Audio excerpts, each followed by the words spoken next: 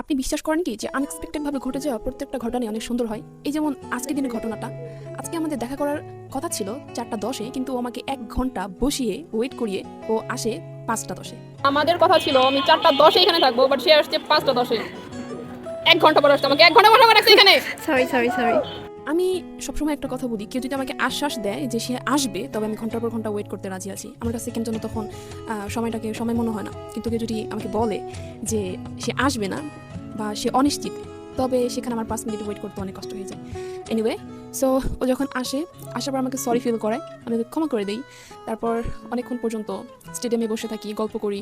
আর ও একটা কথা বলে যে আমি যখন তোমার সাথে থাকি নর্মাল টাইমটাতে আমি এত হাসি না, যখন আমি তোমার সাথে থাকি তখন আমি অনেক হাসি। আর এই জিনিসটা আমাকে এত বেশি খুশি করে যে আমি বুঝাইতে পারবো না যে একটা মানুষ আমার জন্য হ্যাপি ফিল করতেছে, এটা আমার জন্য কত বড় পাওনা।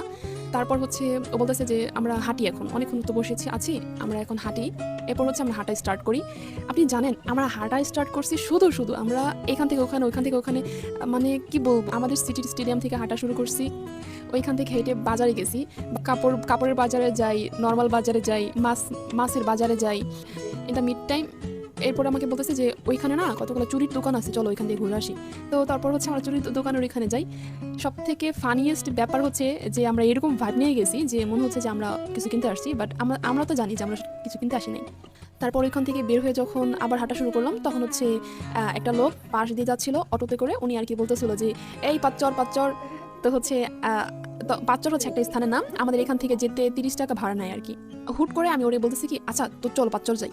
ও তখন ইনস্ট্যান্টলি রাজি হয়ে গেছে যে ঠিক আছে। আর আমার এটা সব থেকে বেশি ভালো লাগে বন্ধুত্বের মধ্যে এই জিনিসটা, যে হুটহাট ভাবে একজন একটা কথা বলছে আর বাকিজন রাজি হয়ে গেছে। তো পাঁচচর আমি গিয়েছিলাম, ওইখানকার একটা ট্রেন লাইন আছে, ওই ট্রেন লাইন থেকে সূর্য যখন ডুবতে থাকে ওইটা অনেক সুন্দর লাগে দেখতে। আমি একবার গিয়েছিলাম, তো আমার কাছে এটা অনেক নাইস লাগছে। তো আমি ভাবছি যে এইবার ওরে নিয়ে যাই সন্ধ্যার টাইমটাতে, যাতে ওইটা অনেক সুন্দরভাবে উপভোগ করতে পারে। তো এরপর হচ্ছে আমরা হচ্ছে অটোতে করে হচ্ছে পাঁচচর যাওয়া স্টার্ট করি। তারপর হচ্ছে পাঁচচর আসি, এসে হচ্ছে সেই রেল লাইনের উপরে উঠি। ও খুব সিরিয়াসলি কথা বলে, লাইক ও বলতেছিল যে আচ্ছা যদি ট্রেন আসে কি করবো। তো আমি বলছি কেন, ট্রেন আসলে হচ্ছে ইয়া করবা, সাইডে চলে যাবা। ও বলতেছে যে না, অওরা মাইনাস হয়ে যাবে, আমি সাইডে যেতে পারবো না, আমি সামনেই দাঁড়িয়ে থাকবো। তো আমি বলছি হ্যাঁ ঠিক আছে, সামনে দাঁড়িয়ে থাকবা, নো প্রবলেম, পুরো ডোলে দিয়ে চলে যাবে, তখন অওরা প্লাস হয়ে যাবে। তো এই ব্যাপারে আমরা হাসাহাসি করতেছিলাম আর অনেক বেশি কথা বলতেছিলাম। বাই দ্য ওয়ে, একটা কথা জেনে রাখা ভালো যে ও অনেক ইন্ট্রোভার্ট টাইপের একটা পার্সন, বাট ও যখন আমার সাথে থাকে তখন ও এক্সট্রোভার্ট হয়ে যায়। আর তখন আমি ওর কথা শুধুমাত্র শুনি। আমি যদিও একজন ভালো বক্তা বা আমি অনেক বক করি, কিন্তু সামটাইমস কিছু কিছু মানুষের ক্ষেত্রে আমি অনেক ভালো একজন শ্রোতা হয়ে যাই। আর এই জন্য একটা কথা আছে যে একজন ভালো বক্তাকে একজন ভালো শ্রোতা হতে হয়, একজন ভালো শ্রোতাকে একজন ভালো বক্তা হতে হয়।